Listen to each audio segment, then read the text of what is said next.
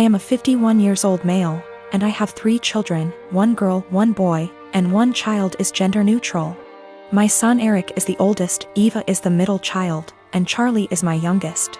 I'm still very new to the whole LGBTQ thing, so please correct me if I say something wrong. Now sadly, when the children were all young, their mother / my wife passed away in a car accident, and I've been raising them by myself ever since, as I've chosen to never remarry since my wife was / is the love of my life. I'll say I'm definitely not a perfect father, but I've done the best I could to raise my children. Now Eva has always been a bit more wild than her other siblings even before her mother's passing. I've tried everything, ranging from having sit-down talks with her to putting her in therapy, as well as taking parenting classes and reading books to see what I could possibly do to help. Therapy did seem to help a little bit, but decided to stop soon after she turned 18. Now let me tell you the story as to why I'm here now. My daughter Eva still lives with me and Charlie as she goes to school, and has definitely been home more due to the pandemic, but has started to go out more now that they are letting up on some of the regulations.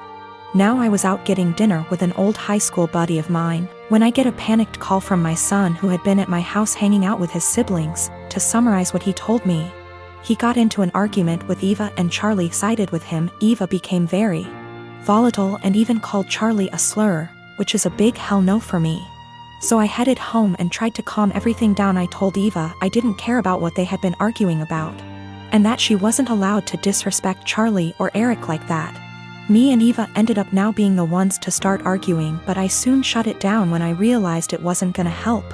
I forced her to apologize and took away her car privileges until she could learn to respect her siblings, and I thought it was the end of that. Well, the next morning after work I ended up coming home and finding scraps of papers all over. At first I didn't get it, but then soon found out that she cut up about half a dozen letters her mother had written me when I was much younger. I was livid. I know it was her because I have a couple cameras in my house. I just walked into her room and told her to get out. She was smug and rolled her eyes, but then I yelled, "Get the out of my house," and she realized I was serious. She was crying and screaming, but I had felt sorta numb at that point, and she left with a friend of hers. But now I feel like I was being too harsh, but I wanna stand my ground. She did know about the cameras, but they're really just there for my dog. My husband, Jonah, passed away unexpectedly a month ago from a stroke.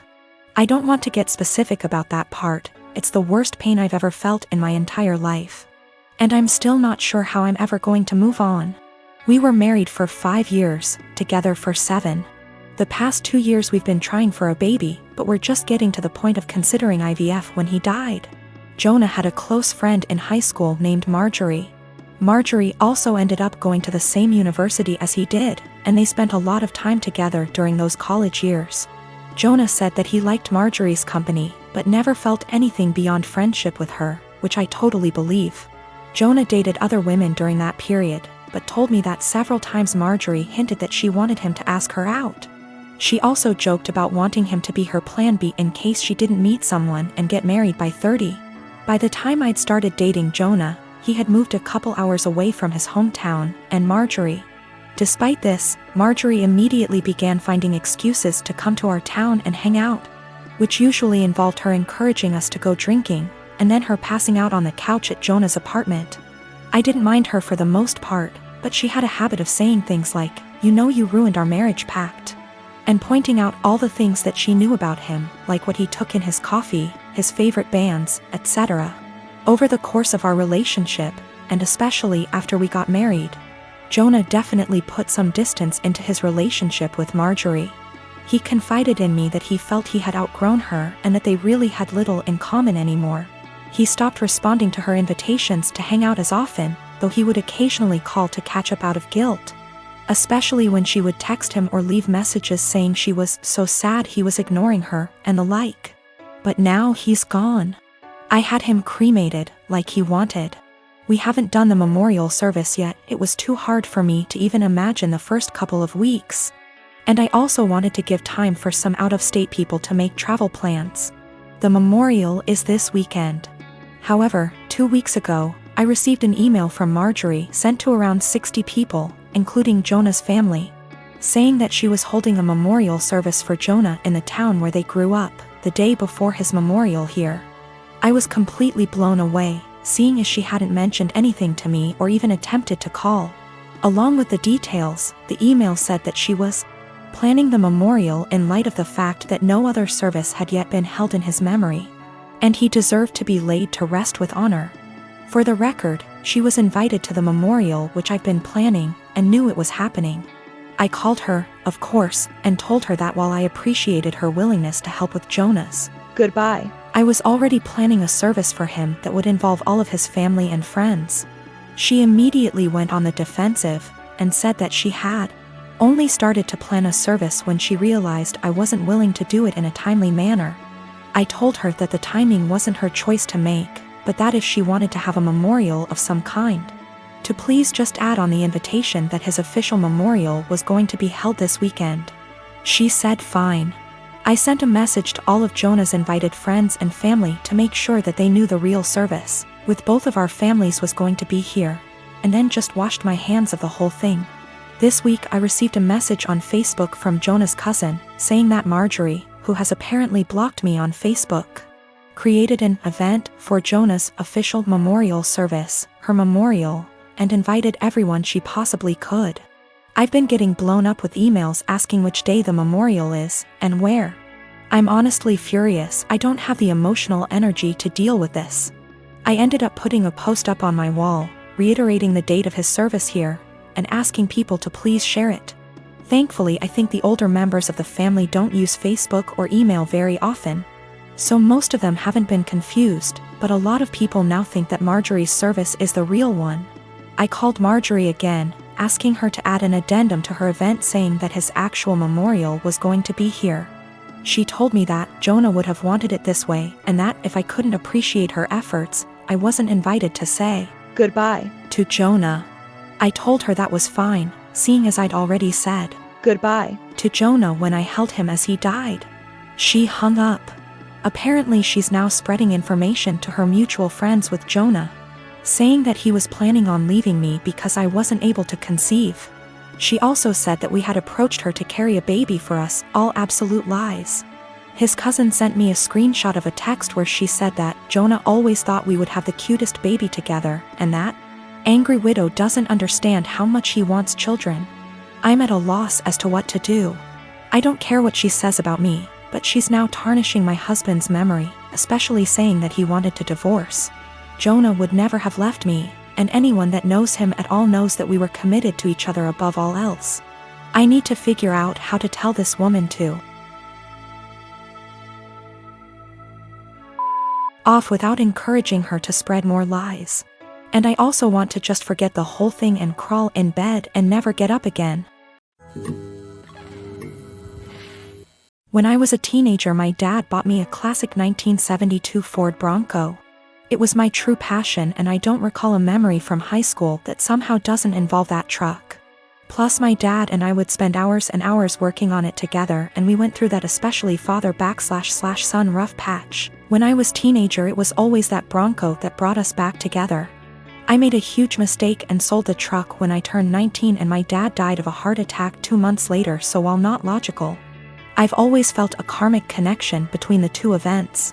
We had a baby in early February. She is our first and the light of my life. My wife is doing well, but she's back at work and she's realized that she hates all the daycares we've tried and really wants to be a stay-at-home mom, and plus she's still very hormonal from delivery. Lack of sleep and breastfeeding, so she's having a rough time and is angry a lot.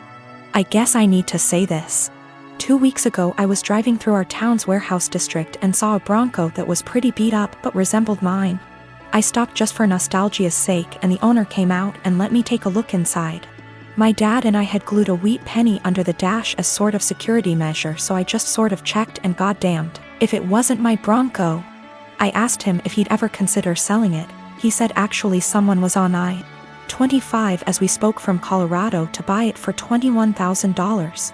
I freaked out and asked him if I could buy it right then and there for $23,000.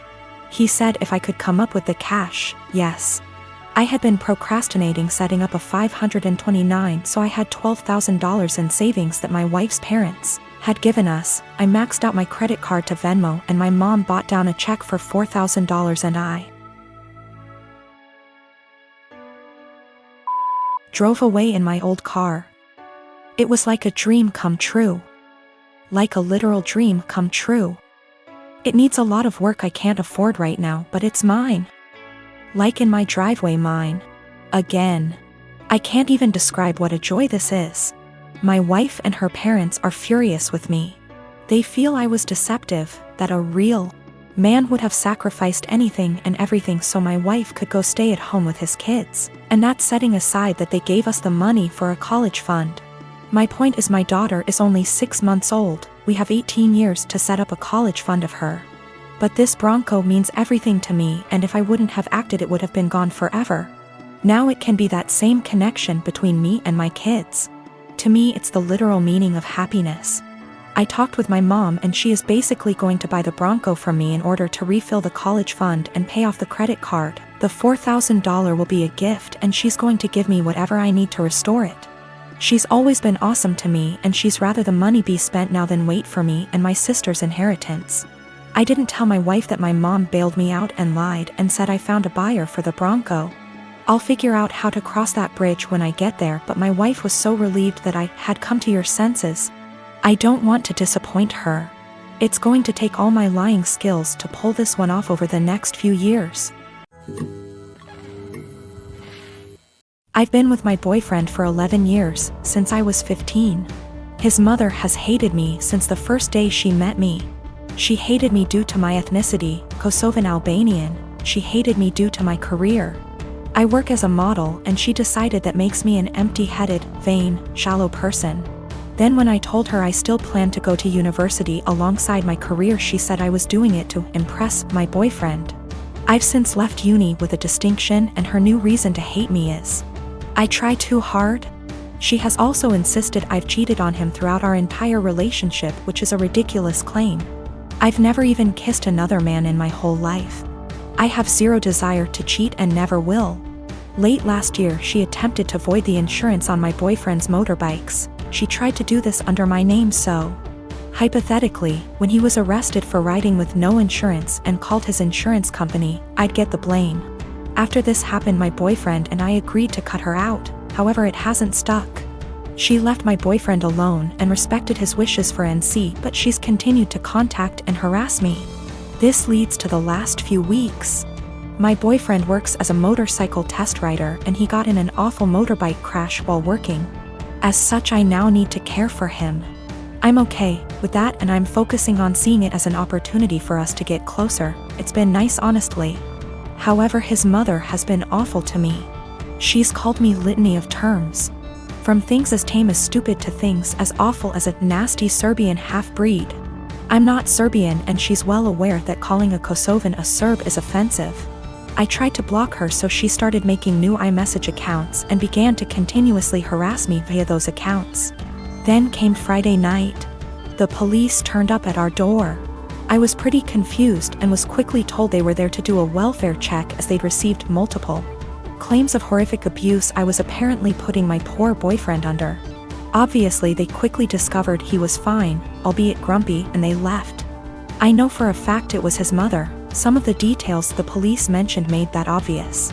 I'm now at a point where I've realized I literally cannot do this.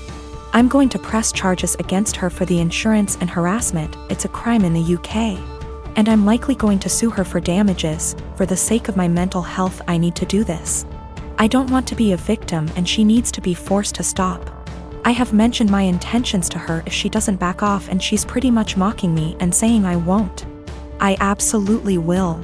I just feel like this morally may make me an awful person. She sucks, I know this.